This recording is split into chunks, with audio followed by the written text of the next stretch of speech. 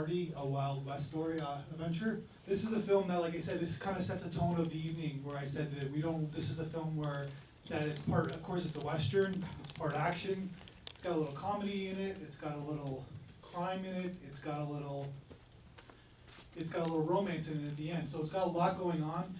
The movie starts where you see these two kids and basically in the desert. You're assuming that this is just two kids in the desert, and then you're realizing there's a twist that this is kind of like a fantasy world, which is another genre as well, this film. So this film's got a lot going on in it.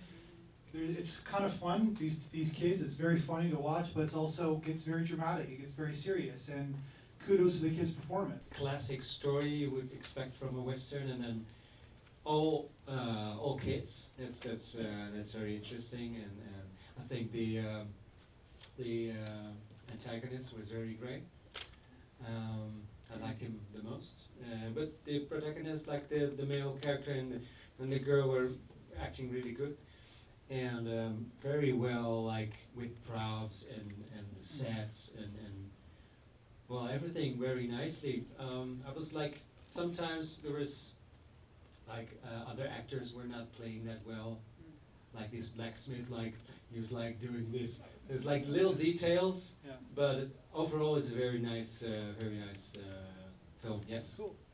I like the hero Marty, how he had that voice where it's not mature yet, so he's like kind of has that kid's voice. Hey, how you doing? It was just kind of like sets the tone of the film and who this guy is. Like he's a kid, but he's being an adult and he's trying to be the hero too, right? And I love the twist at the end where the girl, is the hero. The previous person just mentioned something about details, and I think one of my favorite detail about that was when the first main kid, the leader of the Crimson Kids, has the root beer lollipop at the beginning, and he flicks it in the dirt like he would a cigarette. I thought that was a very, very inspired scene. It made me wonder if it was improvised, but that little detail, as I say, it kind of makes me feel that the producers and the directors and writers of this film had a love of the genre. Mm-hmm. It's not making fun of the Western film, but when you have little details like that, it's something that you connect with, that other fans of the Western genre can connect to it, and there's a line between, if you're making fun of something, is spoof it, and there's also a line where if you have a love of the genre and you're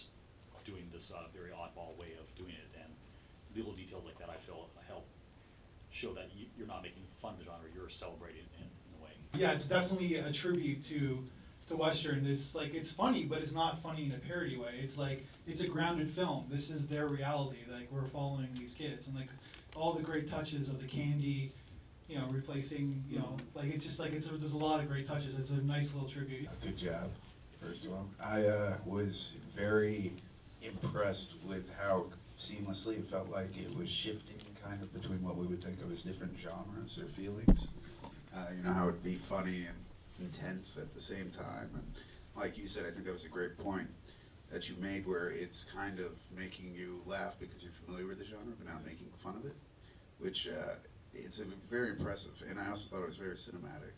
So I kind of felt a lot and a vast array of emotions throughout the entire film. So kudos.